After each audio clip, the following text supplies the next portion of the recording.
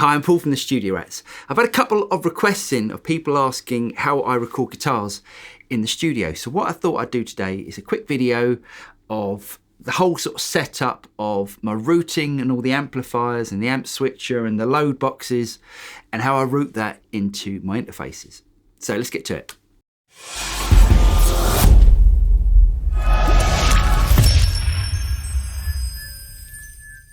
So we've got a guitar and it's plugged into a pedal board.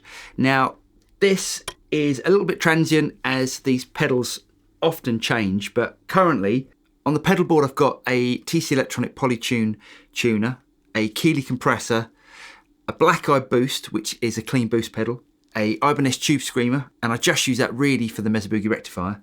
And lastly I've got an Earthquake Devices plumes. The pedal board then goes into an amp switcher, and the amp switcher is a way of switching different amplifiers and different speakers, different load boxes, without having to constantly unplug the back of the amplifiers and plug them into different speakers and different load boxes. Now, this saves me so much time and actually a lot of bother, because if you unplug an amplifier without a load box in it or without a speaker attached to it, you can damage or even blow up the amplifier. So it really sort of helps me with my time and management as well. So the amp switcher is enabling me to switch between these three different amplifiers. We've got a REVV D20, we've got a divided by 13 RSA 23, and we've got a Mesa Boogie Rectifier.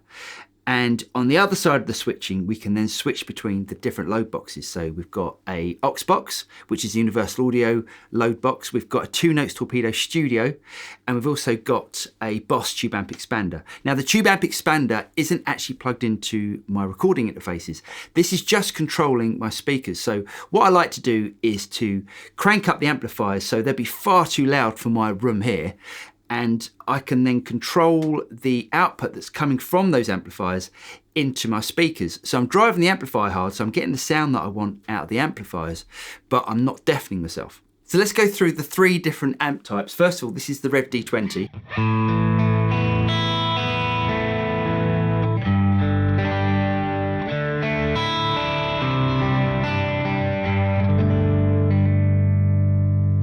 Now, I always like to record guitars. If they're clean guitars, I always record them on the sort of verge of breakup, which is how I get all of my amps set up. Now, if I really want to clean up the REVV D20, I can push in the gain button, which deactivates the boost. Sounds like this.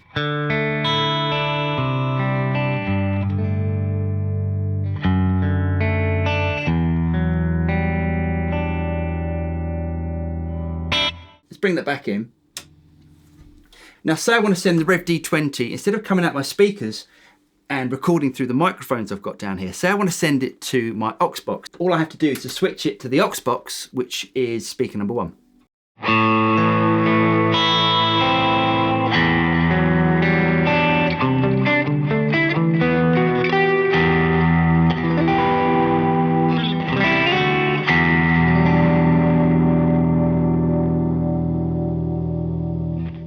And then if I want to switch it to the Two Notes Torpedo, I go to number 2.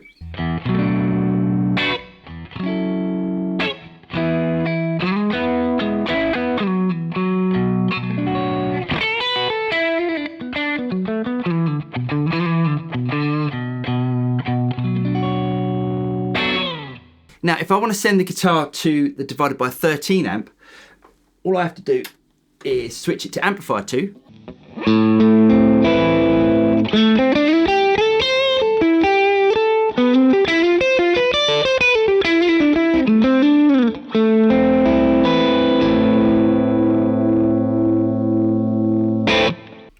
And if I want to switch it to the rectifier, let's go to amp number 1.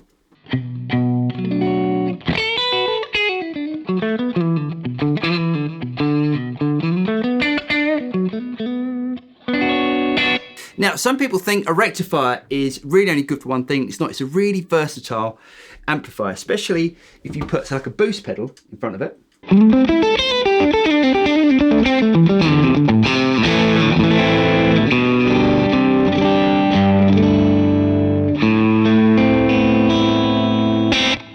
Or even a tube screamer.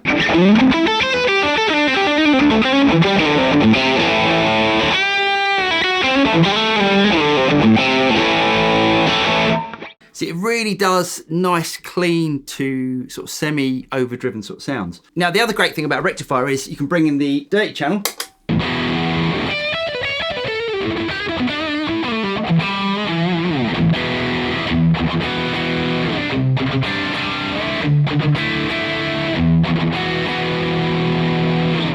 So it can really do everything from really nice sort of pristine cleans to quite sort of filthy distortions.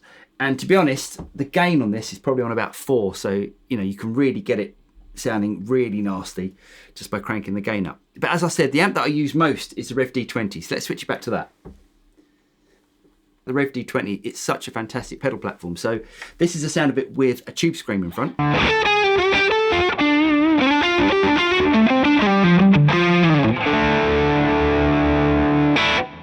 And then if I bring in the plumes,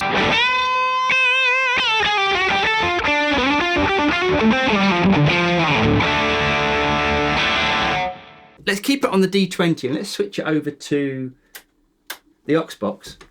And to be honest, the aux box, I use this sound more than anything. So if I'm using a clean sound without any delays, I'll use the Two Notes Torpedo because it sounds really wide and it sounds open. And the aux box is fantastic at the effects that are inside it, the delays and the reverbs. So you get like massive delay and reverb sounds like this.